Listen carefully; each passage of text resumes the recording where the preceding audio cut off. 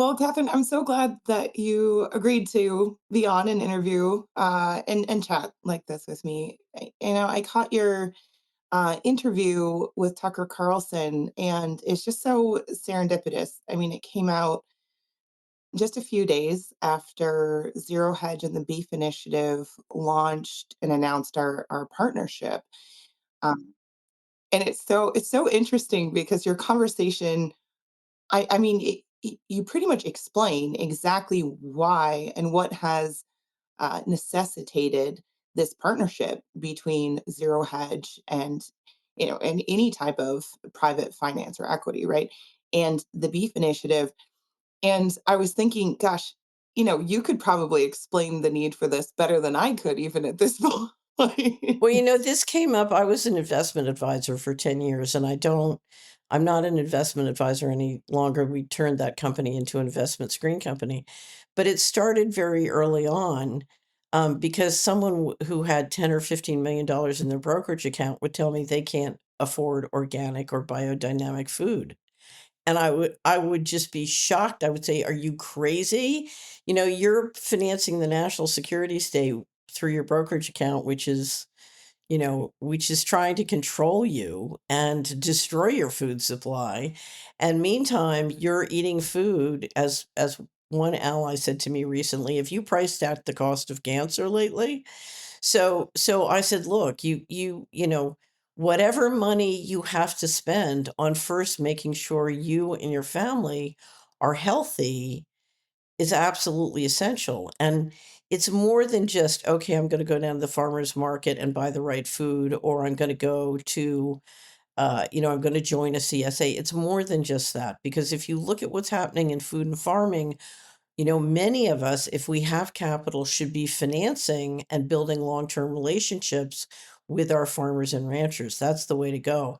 I'll never forget in 2012, I was having lunch in Zurich with a Swiss money manager, and he was all excited because a group of his allies had gone out, bought land, moved a farmer and his family from Eastern Europe to create a dedicated food supply just for them. And this was considered the great luxury asset of successful money managers, but they understood. They understood the health and well-being of my family is the basis of our family wealth. And the goal of our money is to support the assets, which are us, right? And if you look at what's happening, I think I told you one of our most popular issues, we publish 4 sort of big magazines, a year to cover what I call primary trends. And we published one called Pharma Food, which is on lab-grown meat. And Breeauna, it was I'm someone who's famous for being able to read or deal with any kind of ugly truth. I couldn't finish it in one sitting. The draft it was written, we commissioned Elsa von Homelen to write it, and I got the draft and I said, "I just can't finish it one sitting. I have to put it down. I'll go to sleep. I'll get a massage. I'll take a sauna. I'll do, and I'll read it. I'll finish it tomorrow." And when I finished it, I said to the team, "We're going to publish this, but no one will read this. It's so horrible." Well, it turned out it was one of our most popular issues because all the fresh foodies, including the ranchers, started giving it to people and saying, "This is why you need to pay attention." And it's not just purchase and finance the capacity you need.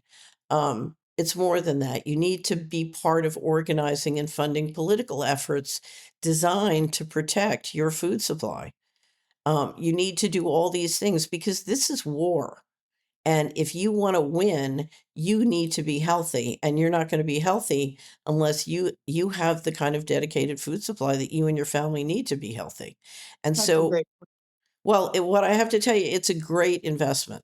It's a great investment. You just and if you sit down and you look at the price of being healthy and strong versus not, the economics are compelling, particularly if you have money sitting in, I'm the first person to love great companies or to love putting money in gold. But but you can't put money in those things until you make sure that you are strong and healthy, and that means good food, good water, good oxygen. Well, and especially when so much of our economy is up and volatile, right?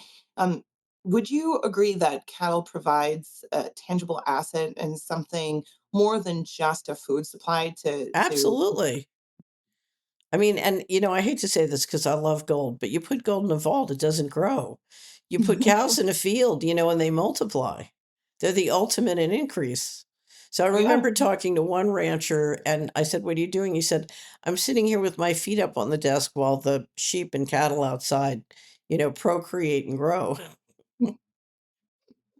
So, you had brought up Sir James Goldsmith, Mhm. and he's fascinating. What if he rose to such prominence that he ended up being the owner of, I think it was like the third largest food conglomerate in the entire world. Right. He was basically a mega grocer, right?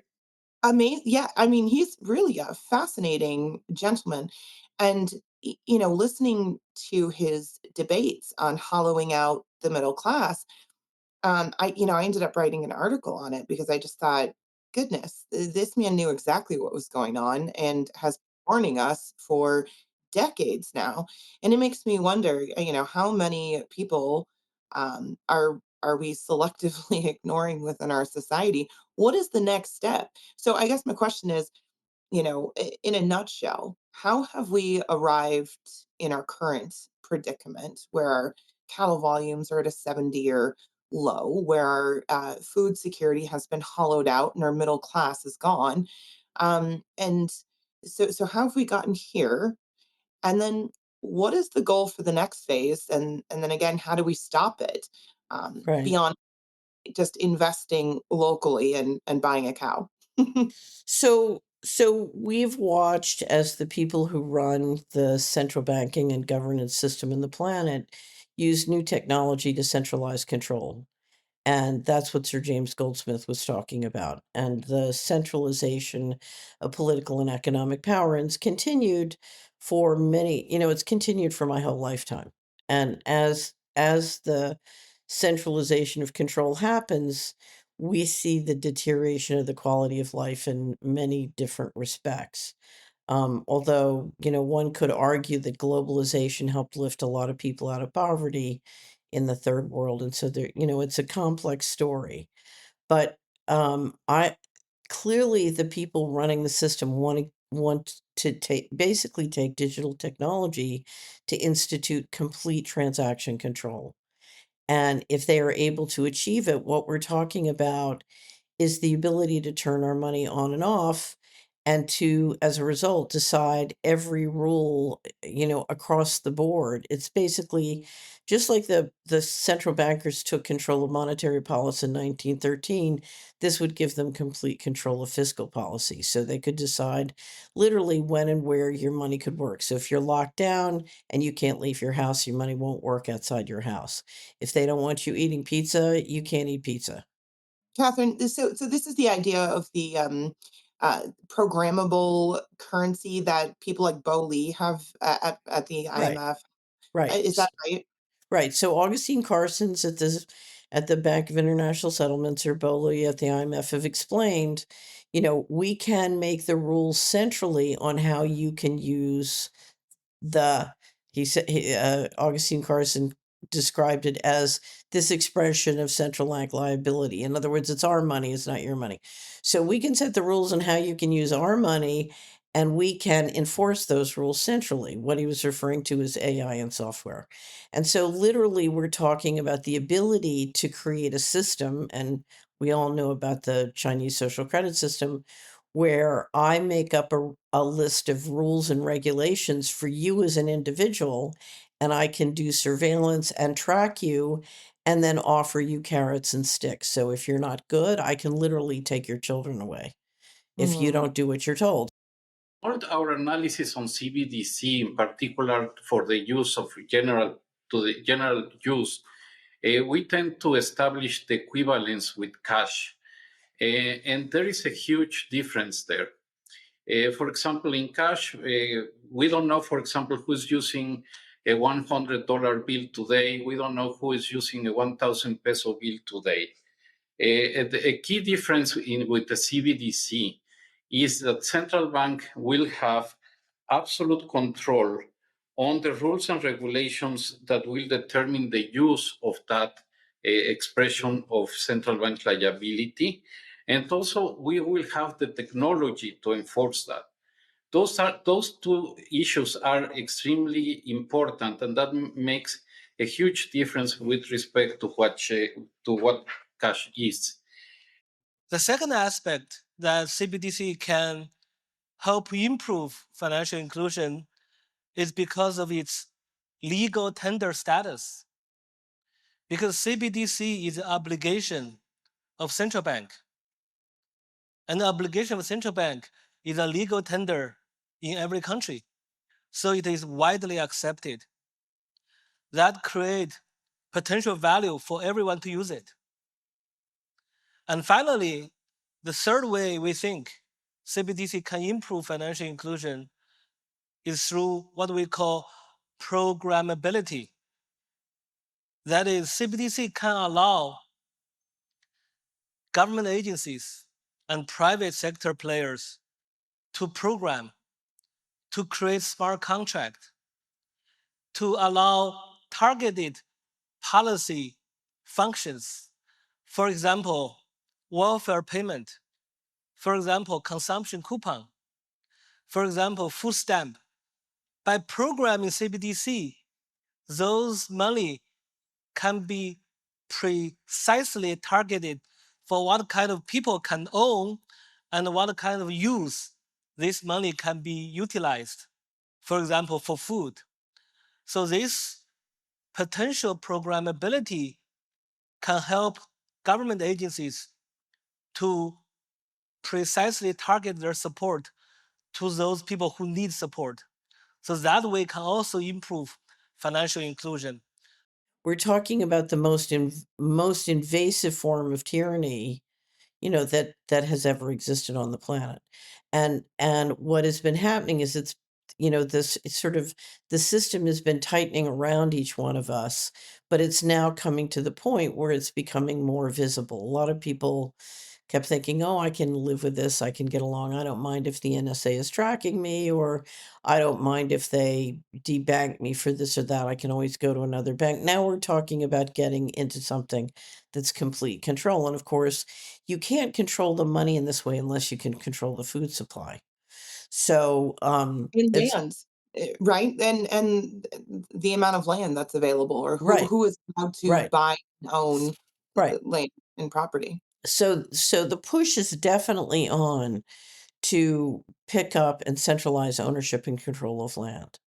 And Mm. that's one of the things, we worry about when we go through a period where you're experiencing the kind of stagflation that we're experiencing and could get much worse as a result of tariffs, is that's the perfect opportunity where the people who can print money can finance themselves grabbing a lot of land, as they did during the pandemic. That makes absolute sense. Well, and as they have on the back end of like disasters, right? During the Biden administration, with the implementation of the federal plan for equitable long-term recovery and resilience, there were billions of dollars that went out through NGOs, and they were set aside specifically for strategic buyout plans. Right, These strategic buyout programs that were administered by your, former agency, HUD, they outline not only expropriating land for open space or this concept of wildlands and wetland reserves, etc., but they also talk about the expropriation of land and these regional buybacks to ensure that there's conformity, right? And people right. are they call it community driven relocation, which is a really interesting way for saying, forced removal into the smart city, or what they call the resilient city Right. now. You always want to market something which is controlling and extracting as we're helping you. So one of my favorites, I don't know what's happened to it, is the Sustains Act, because you're basically saying, we can define processes that are occurring on your private land, and we can assign corporate control of those processes and essentially regulate you into the ground is what we're talking about. Well, and we've already seen it. I would say, especially in the last 20 years, maybe before that, right? Maybe with the Chevron deference ruling and really the full embrace of Chevron doctrine within the administrative apparatus. We have certainly seen corporatism, right? Selectionism and protectionism, where rules apply for some, um, but others there are selected upon their ideological either alignment with the administration or potentially what they have to offer in terms of monetary value. They are shielded, they're protected from the Right. regulatory burden that applies to the rest of us.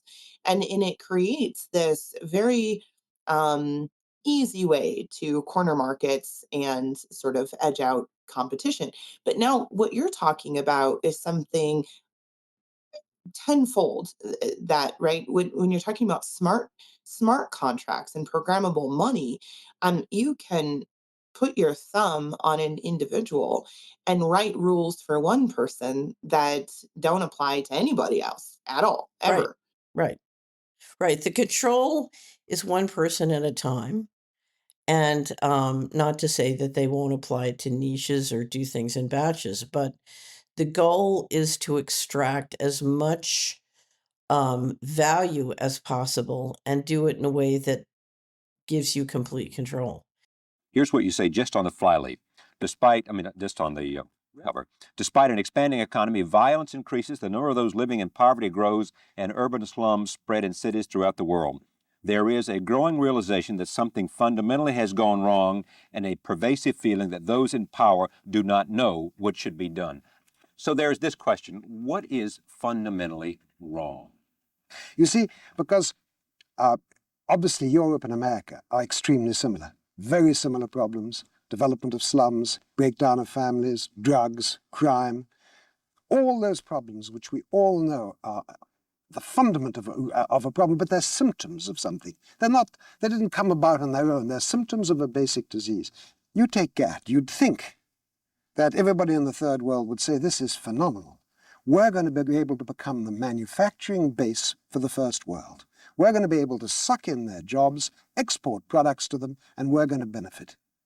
But in fact, 1 million people went out in India to campaign, to protest against GATT in the streets, led by a remarkable woman called Mrs. Shiva, Professor Shiva, remarkable woman, Sandana Shiva. Now, they look around and they see the West and they see the mess we've made with economic growth. They see that we've, as I said before, uprooted the countryside, bloated the towns, destabilized the towns, and created terrible, terrible chaos for ourselves. And they want to avoid it. And they say that GATT, the purpose of which is to create what is known today as efficient agriculture and to impose it worldwide. Now, let me just give you one aspect of GATT on the third world. The idea of GATT is that the efficiency of agriculture throughout the world should reach the most efficient. That sounds logical, to produce the most amount of food for the least cost. But what does that really mean? An economist will say that's obvious, the most amount of food for the least cost. But what is cost? When you intensify agriculture, and you reduce the number of people on the land, what happens to those people? They're chased into the towns. They lose their job in the land. If they go into the towns, there's no jobs. There's no infrastructure. The social costs of those people, the financial cost of the infrastructure, has to be added to the cost of producing food if you want to have the real cost of food. I understand your argument. On top of that, that's just economics, and economics should not be the whole argument. On top of that, you're breaking families. You're uprooting them. You're throwing them into the slums.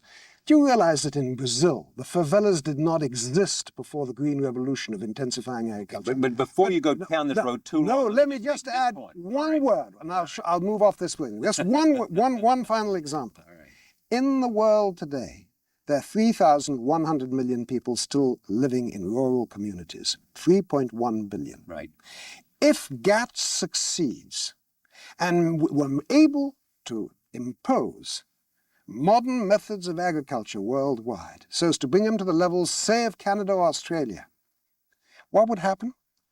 2,000 million people out of those 3,100 million people, straight arithmetic calculation, would be uprooted from the land and chased into the towns. Now, throughout the world, with all of the destabilizing impact that it will and have. you've seen it. Here's my It's point. the greatest single disaster. It's much more disaster, great more disastrous than any So war what's we've your had. answer then? We have to change priorities. The purpose, let's take agriculture. Instead of just trying to produce the maximum amount for the cheapest direct cost, Yes. let us try and take into account the other costs. Our purpose should not be just one-dimensional cost of producing food.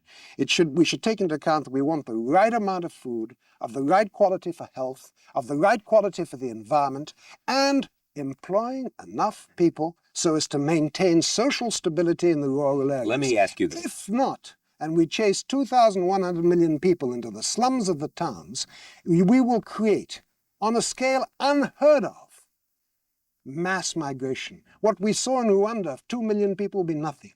So as to satisfy an economic doctrine, a piece of economic thinking, which, by the way, started in 1819 and was based on totally different ideas, which was Mr. Ricardo's ideas, we would be creating 2 billion refugees. We would be creating mass waves of migration which none of us could control. We would be destroying the towns which are already largely destroyed. Look at Rio, look at Mexico, look at our own towns. And we're doing this for economic dogma because we've got to get it done by the end of December. We can't wait another year or two to see the result. Otherwise, some political gimmick like fast track will go out of the way. What is this nonsense? Everything is based in our modern society on improving an economic index. How do we get greater economic growth? How do we grow GNP? And the result is we are destroying the stability of our societies because we are worshipping the wrong god, economic index. So when they say, it's 2030 and you have no assets, you're designing a digital transaction system that can achieve that. Yeah, it's not the you'll own nothing part of that promise. It's the you'll be happy. That's the part that really sends chills down my spine because, I've owned nothing before in my life. That's fine. I can get through that. But it's the not being, it's the sort of threat that comes with you'll be happy that Right, scares me. right. I think we just finished doing, Patrick Wood led them, 2 symposiums called Omnivore. So David Hughes, we just published David Hughes's big study, Omnivore, on the Solari report. And Omnivore is about the weaponization of everything. But in these 2 symposium, David Hughes and Lissa Johnson and Daniel Brody cover the kind of high-tech mind control that's being applied. So when they say be happy, it means we reserve the right to pump out on the digital systems entrainment and subliminal programming that essentially manipulates you into doing what we want or going along with what we want or punishing you if you don't go along with what we want. So you're talking about very high tech. The last symposium was called Battle for the Brain. And I first came to this because when I became an investment advisor, I discovered they were using entrainment technology to try and market fraudulent investments to my clients. And, I've come to believe that in a lot of the cyber and internet crime or fraudulent investment space, there is a lot of use of these kinds of technologies to get people to do things which are certifiably financially insane. And on the Solari report, I did our first interview on this kind of technology was, I think it was in 2010. And I did it literally because I had so many clients who were having this marketed to them, either by phone or internet. And literally, I couldn't talk them out of doing things that were just going to lose them huge amounts of money unless I persuaded them as a factual matter that this kind of technology existed and was being used. So, Wow. well, but you get these situations where if I go to a legitimate precious metals dealer, I can buy 90% silver for 2.5% over spot, but I'm getting marketed something for 24% over spot price.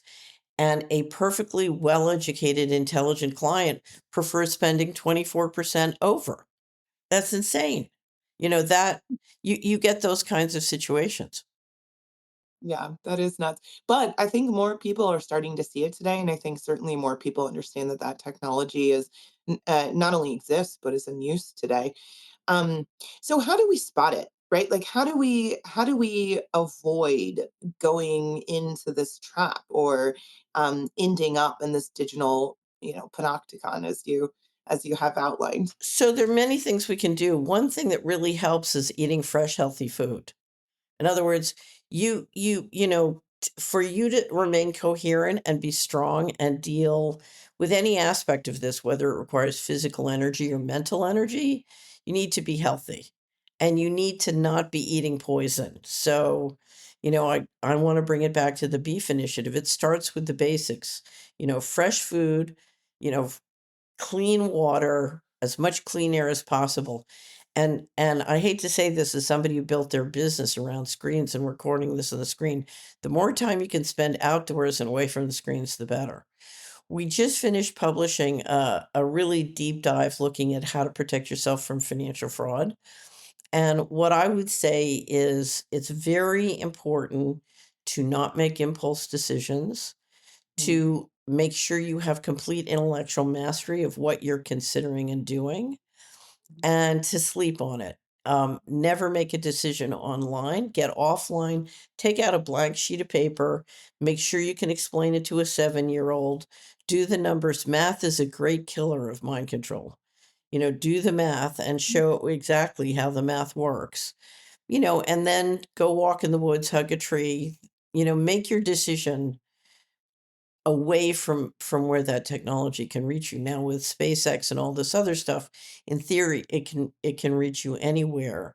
I really find it helps to talk things through with friends who are interested because one of the things, for example, I discovered when I was an investment advisor is it's relatively easy to trick a man and it's relatively easy to trick a woman. It's almost impossible to trick a man and woman working together.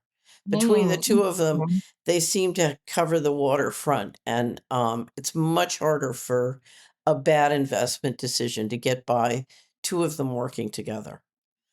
So forget the FOMO. Just let go of the FOMO. Take a deep breath, get centered, have deep conversations, and do some math. Right, and stay and emotion.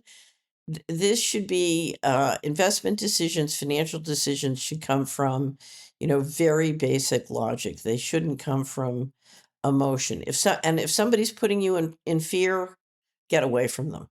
Anybody who starts off with, too much fear or too much hope or too many promises, get away from them.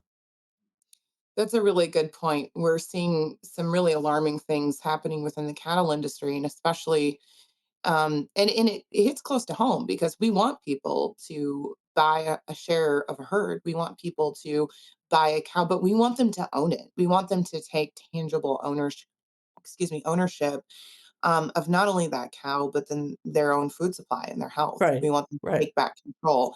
And we're starting to see these sort of bad actors, but it's a lot deeper than that, honestly, because there's entire layers that should have raised red flags that didn't. But like the ghost cattle eh, situation out of Kentucky and Texas, there is another one that just popped up out of Uruguay, for example. um, there these banks and these individuals are able to move a lot of money by claiming that the asset exists, but they're just using like a digital number for that asset.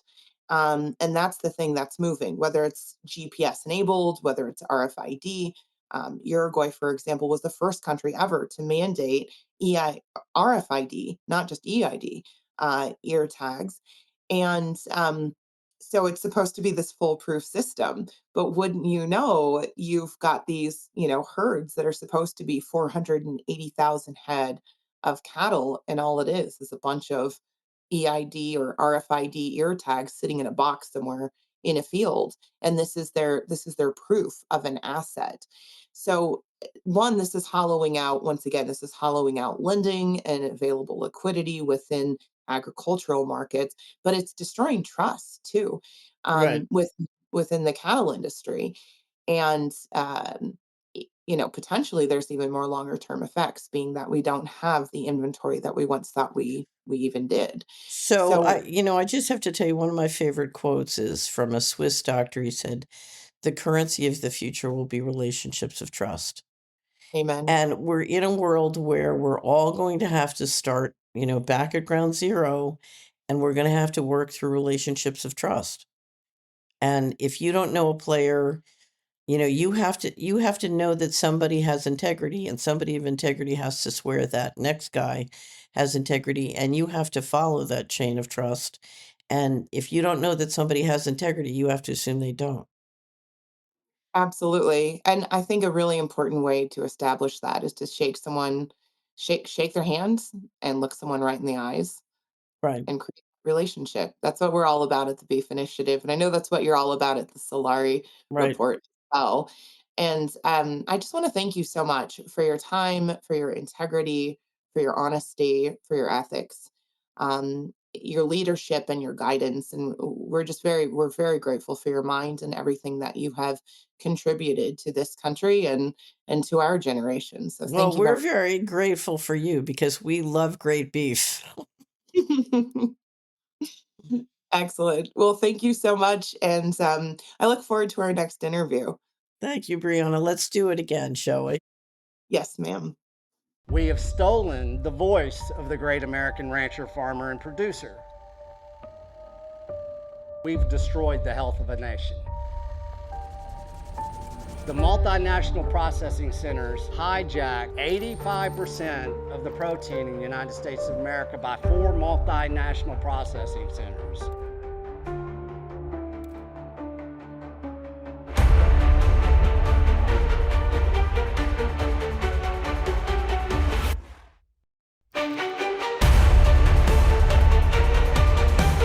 We are the Beef Initiative, and we're bringing you beef intelligence in a way that's never been done before.